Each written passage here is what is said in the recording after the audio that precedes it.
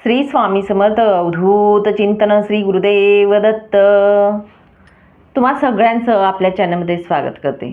तर बघा, आजचा विषय म्हणजेच काय असणार आहे, तर आपण जे गुरुचरित्र पारायण करत असतो तेव्हा आपल्याला जे काही त्रास होत असतात तर ते कशासाठी होत असतात, का होत असतात, किंवा माझ्याकडून वाचन होतच नाही आहे तर मी काय करू, किंवा मला बसत असताना कंटाळा येतोय, आळस होतोय, रडायला येतंय, बरेचसे शारीरिक मानसिक असे त्रास होत असतात बऱ्याच लोकांना गुरुचरित्र जेव्हा पठण करत असतो. तर हे त्रास का होतात आणि हे त्रास जर होत असतील तुम्हाला तर त्यावर आपण उपाय म्हणून काय करावं की जेणेकरून आपलं पारायण हे पूर्णत्वाला जाईल.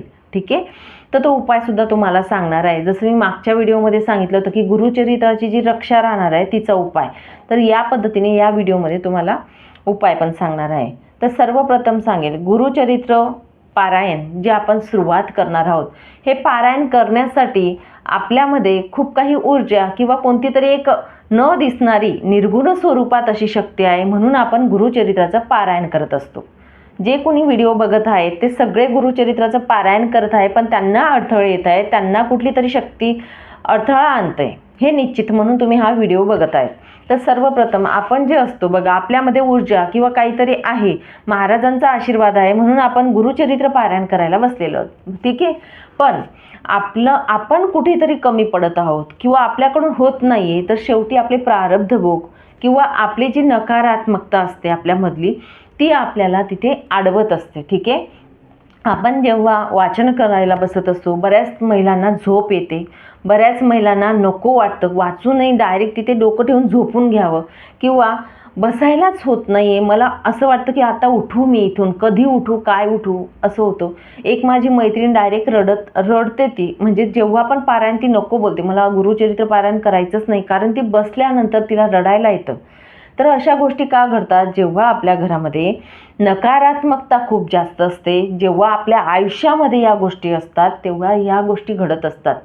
वाईट गोष्टी ज्या असतात त्या हावी झालेल्या असतात आपल्यावरती, म्हणून आपण जे मंत्रस्तोत्र बोलत असतो, आपल्या घरामध्ये जो आवाज येत असतो, गुरुचरित्र जेव्हा पठण करतो आपण, तेव्हा त्या शक्तींना त्रास होतो आणि ते आपल्याला या रूपाने किंवा आपल्यातले जे षडरिपू असतात शरीरातले, आपल्यातले षडरिपू हे आपल्याला उठायला सांगतात तिथून. चांगल्या गोष्टी ज्या असतात त्या त्यांना नको असतात, आणि म्हणून आपण जेव्हा अध्यात्मात जातो किंवा चांगल्या गोष्टींकडे वळतो तेव्हा ह्या गोष्टी आपल्या ज्या हावी झालेल्या असतात आपल्या शरीरात त्या आपल्याला अडथळा आणत असतात. त्या कुठल्याही असू द्या, मानसिक, शारीरिक असू द्या, कुठल्याही असू द्या, त्या अडथळा आणतात. बऱ्याच घरांमध्ये गुरुचरित्र पारायण चालू असताना भांडणं, क्लेश, कलह होत असतात, ते वास्तू दोषामुळे होत असतात. आपल्या घरामध्ये वास्तूचा दोष असेल, वास्तू नाराज असेल काहीतरी, किंवा आपल्या घरातील बघा पित्रांचा दोष असू शकतो, तर आपल्या घरात जेव्हा कुणी वाचन करतं तेव्हा आपल्या घरात वादविवाद होत असतात. या गोष्टी होत असतील तर समजून घ्या आपण परफेक्ट जातोय आणि आपण आपला मार्ग सोडायचा नाही की मला करायचंच आहे, कितीही काही कोणी भांडण करू देत, काही करू देत, मला त्या जागेवरून उठायचं नाही, मला हे पारायण पूर्णत्वाला न्यायचं आहे. दत्त महाराजांना फक्त आपण विनवणी करायची. तुम्हाला सांगेल काही करायचं नाही. आपले षडरिपू जे असतात, अहम जो असतो आपला किंवा आपले षडरिपू मीपणा जो असतो ते उठायला सांगतात. कारण का, तर आपल्या पारायणामध्ये खंड पाडायचं ते बघत असतात, आणि हा खंड पडला म्हणजे ते जिंकतात. त्यामुळे त्यांना न जिंकू देता आपल्यातला जो चांगला भाव असतो, महाराजांनी जी शक्ती आपल्याला दिलेली असते पारायणासाठी, तिचा वापर करून आपण पूर्णत्वाला न्यायचं आहे हे लक्षात ठेवा. अशा गोष्टी जेव्हा घडत असतात तेव्हा काय करावं बरं, काय म्हणजे आपला त्रास कमी होईल. तर सर्वप्रथम तुम्हाला सांगेल, सगळ्यात आधी जेव्हा पण वाचनाला तुम्ही बसत असणार तर तुमच्याजवळ गोमूत्र जवळ ठेवायचं आहे. गोमूत्राची बाटली, बसायला तुम्ही वाचनाला बसणार आहेत तेव्हा गोमूत्राची बाटली जवळ ठेवा. अनुभव आहे म्हणून सांगेल तुम्हाला, स्वतःचा अनुभव माझा. गोमूत्राची बाटली जवळ ठेवा. भस्म असेल तो ठेवा, भस्म नसेल तर तुम्हाला सांगते, जी रक्षा आपण वाचन करत असताना रक्षा पडते बरोबर, एक डिश मोठी ठेवायची. तुम्ही माझी जे पाठ मांडणीचा व्हिडिओ बघितला तिथे असेल, एक तांब्याची डिश ठेवायची, त्यामध्ये आपण 7 दिवस ती डिश उचलायची नाही, तिथे आपण रक्षा साचवायची ती. त्यामुळे तिथेच आपण अगरबत्ती दररोज लावायची, आणि जी रक्षा पडणार आहे, आपण जे काही वाचन करत आहेत, आता पहिला दिवस आहे, तुम्ही 5 अध्याय वाचले सुरुवातीचे, तुम्हाला आळस कंटाळा येतोय, पण रक्षा आहे तिथे बरोबर, तीच रक्षा आपण घ्यायची आहे. गोमूत्र घ्या, रक्षा घ्या, किंवा भस्म असेल तुमच्या घरात भस्म घ्या, ते एकत्र चोळायची आणि त्रिपुंड जे असतं ते 3 बोट असतात मधले, बरोबर, असे हे कपाळाला लावायचे. कंठ असतो, कंठाला लावा, छातीला लावा, हातांना लावा, या पद्धतीने लावा, पोटाला लावा. हे तुम्ही लावून बघा. आणि जेव्हा जेव्हा तुम्हाला वाटतंय की मला आता आळस येतोय, कंटाळा येतोय, अशा पद्धतीने गोमूत्र शिंपडायचं, डोळ्यांना गोमूत्र लावायचं. स्वतः अनुभव घेऊन बघा. तुम्ही हे केल्यानंतर तुमचा आळस 1-2 सेकंदामध्ये पळेल. आणि हे लावल्यानंतर तुम्हाला एक गोष्ट करायची आहे. तिथे कोण असतं, आपल्याजवळ कोण बसलेलं असतं हे मला सांगा. आपण जे पारायण करतो, आपल्याला कोणी बसवलेलं असतं तिथे त्या आसनावरती? महाराजांनी बसवलेलं असतं, दत्त महाराजांनी बसवलेलं असतं. ठीक आहे, हे लक्षात ठेवायचं. कधी पण आपण जेव्हा बसलेलो असतो तिथे महाराजांनी आपल्याला बसवलेलं असतं, कारण त्यांना वाटतं की आपण पारण करायचं, म्हणून त्यांना सांगायचं. कुणालाच सांगू नका, मला कमेंट्स करू नका किंवा कोण काय सांगतंय, कोणाचा व्हिडिओ बघितला नाही इथे झालं तर असं झालं तर काही नाही, कोणालाच सांगायचं नाही. फक्त महाराज आणि आपण आणि ग्रंथामध्ये तुम्हाला अडचणी येत आहेत, महाराज समोर आहेत, फक्त महाराजांना हात जोडायचे. जेव्हा तुम्हाला त्रास होते, खूप रडायला येते, काय होते, हात जोडायचे. 2 मिनिट थांबून घ्या, महाराजांसोबत तुम्ही बोलायचे. महाराजांना सांगा, महाराज मला हे असं असं होतंय, मला मात्र सेवा, हे पारायण जे आहे ते पूर्णत्वाला न्यायचं आहे. माझा जो त्रास आहे तो माझ्याकडनं सहन होत नाही, असह्य आहे, तर मला कुठेतरी तुम्ही पदरात घ्या, असं सांगायचं. मला त्रास नको आहे, हा मला पारायण करायचं आहे. कळकळीने तुम्ही महाराजांना सांगा. तुमचा चुटकी सरसी जाईल, सगळं आळस कंटाळा जे असेल ते सगळं चाललं जाईल, हे लक्षात घ्या. म्हणून या पद्धतीने तुम्ही करून बघा.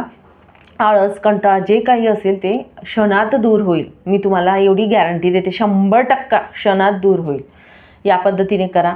अजून तुम्हाला सांगेल, या गोष्टी घडत असताना आपले जे बघा प्रारब्ध भोग जे असतात, शेवटी पितृदोष, वास्तुदोष जे असतात, आपले कुंडलीमधले दोष असतात, आपल्या मुलांचे सगळे काही दोष असतात, किंवा आपल्यातले षडरिपू जे असतात ते जे असतात ते आपल्याला करू देत नाही चांगल्या गोष्टी.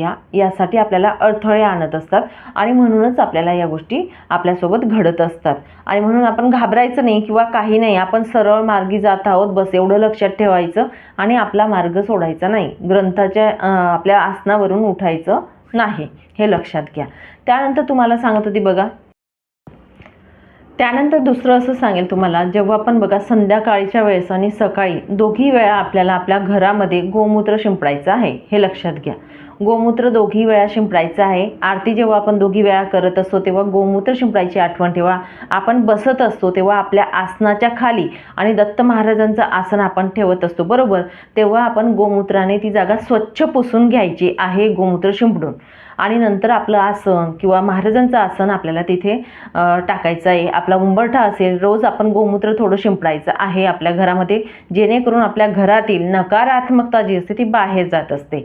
अजून एक तुम्हाला सांगेल की संध्याकाळच्या वेळेस किंवा आपण पूजा करत असतो तेव्हा जरी असलं तरी संध्याकाळच्या वेळेस किंवा सकाळी पिवळ्या मोहरी तुम्हाला माहिती आहेत, बरोबर, तर पिवळ्या मोहरी आपल्याला घ्यायच्या आहेत. आणि जी रक्षा आहे बघा, कोणती रक्षा, जी गुरुचरित्राची रक्षा पडणार आहे ती रक्षा, ती आपण घ्यायची आहे. आणि उजव्या हातात, आपल्या उजवा हात आहे हा माझा, तर मोहरी, पिवळी मोहरी आणि रक्षा आपल्याला घ्यायचं आहे.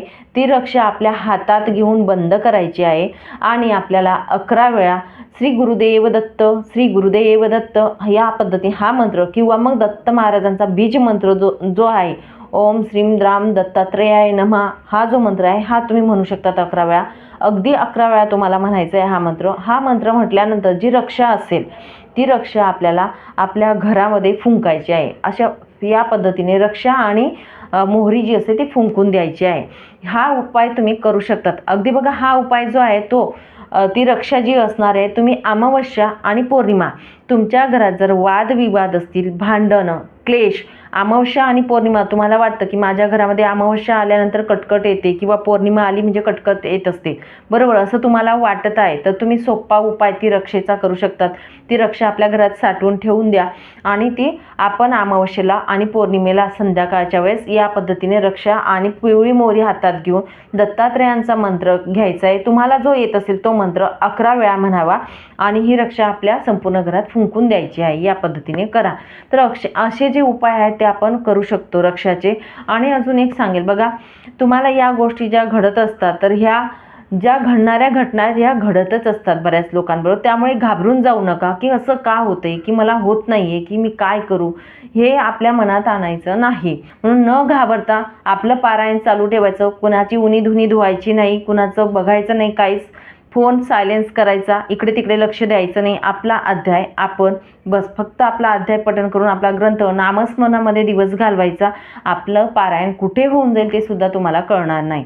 तर या पद्धतीने तुम्ही अशा पद्धतीने अर्थ घेऊ शकतात. घाबरू नका आणि मनापासून पारायण केलं तर कुठे पारायण होतं, 7 दिवस कसे निघतात ते सुद्धा तुम्हाला कळणार नाहीत. तर चला मग, सांगितलेली माहिती खूप महत्त्वाची होती. नक्कीच तुम्हाला समजलं असेल अशी अपेक्षा करते आणि इथेच विराम घेते. नंतर अजून भेटेल अशाच व्हिडिओसोबत. श्री स्वामी समर्थ. अवधूत चिंतन. श्री गुरुदेव दत्त.